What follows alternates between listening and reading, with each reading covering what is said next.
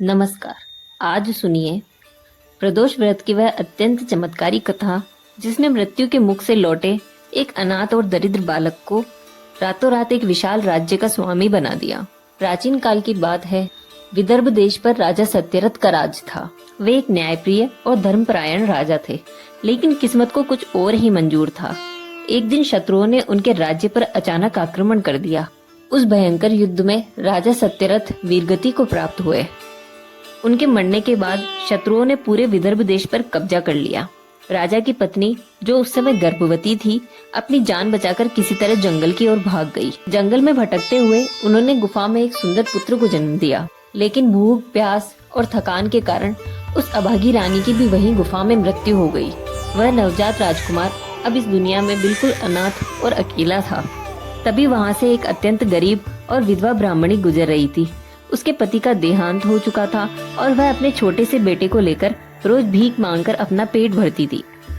जब उसने उस अनाथ और रोते हुए बालक को देखा तो उसकी ममता जाग उठी। उसे नहीं पता था कि वह विदर्भ देश का राजकुमार धर्मगुप्त है। वह उसे अपने साथ टूटी फूटी झोपड़ी में ले आई। अब उस ब्राह्मणी के पास 2 बच्चे थे। वह दिन भर तपती धूप में भिक्षा मांगती और जो रूखा सूखा अन्न मिलता उसे दोनों बच्चों को बांट देती। गरीबी के उन भयानक थपेड़ों के बीच राजकुमार धर्मगुप्त एक भिक्षुक की तरह बड़ा हो रहा था। वर्षों बीत गए। एक दिन वह ब्राह्मणी दोनों बालकों को लेकर शिव के परम भक्त शांडिल्य ऋषि के आश्रम में पहुंची। ऋषि शांडिल्य ने जैसे ही उस अनाथ बालक को देखा, वे अपनी दिव्य दृष्टि से उसका पूरा अतीत समझ गए। उन्होंने ब्राह्मणी से कहा, हे कल्याणी, यह कोई साधारण बालक नहीं, बल्कि विदर्भ देश का राजकुमार धर्मगुप्त है। इसके भाग्य में राजयोग है, लेकिन पिछले जन्म के कर्मों के कारण यह दरिद्रता भोग रहा है। ब्राह्मणी ने हाथ जोड़कर पूछा, मुनिवर, इस दरिद्रता और कष्ट से निकलने का क्या उपाय है? ऋषि ने उत्तर दिया, तुम दोनों बालक और ये माता आज से ही त्रयोदशी के दिन भगवान शिव का प्रदोष व्रत करना शुरू करो। प्रदोष काल में सच्चे मन से की गई शिव जी की पूजा रंक को भी राजा बना देती है। ऋषि की आज्ञा मानकर ब्राह्मणी और दोनों बालकों ने पूरी श्रद्धा और नियम के साथ प्रदोष व्रत करना शुरू कर दिया।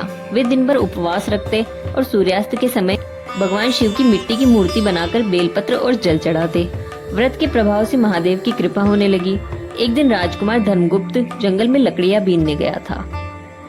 वहाँ एक अत्यंत सुंदर सरोवर के किनारे गंधर्व कन्याएं क्रीड़ा कर रही थी।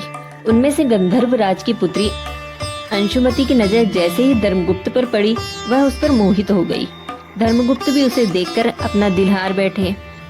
उसी रात भगवान शिव ने अंशुमति के पिता को स्वप्न में दर्शन दिए। महादेव ने आदेश दिया, हे गंधर्वराज, तुम्हारी पुत्री का विवाह विदर्भ देश के राजकुमार धर्मगुप्त से ही तय है। वह मेरा परम भक्त है, कल ही जाकर उसे अपनी पुत्री सौंप दो। भगवान शिव का आदेश पाकर गंधर्वराज तुरंत उस गरीब ब्राह्मणी की झोपड़ी पे पहुँचे और अपनी पुत्री अंशुमति का विवाह राजकुमार धर्मगुप्त से करा दिया। विवाह के बाद धर्मगुप्त को गंधर्वराज की विशाल सेना और अपार धन संपत्ति प्राप्त हुई। धर्मगुप्त ने उसी सेना के साथ विदर्भ देश पर आक्रमण कर दिया। भगवान शिव और प्रदोष व्रत के प्रताप से उसने अपने शत्रुओं को बुरी तरह हरा दिया और अपना खोया हुआ राज्य वापस छीन लिया। राजा बनने के बाद धर्मगुप्त ने सबसे पहले और उसके पुत्र को पूरे सम्मान के साथ राजमहल में बुलाया।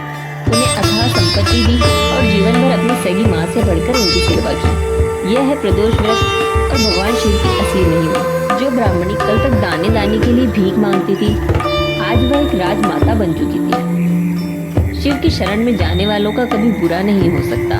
हर हर महादेव, ओम नमः शिवाय। अगर आपको कथा अच्छी लगी हो तो वीडियो को लाइक करें और चैनल को सब्सक्राइब करें।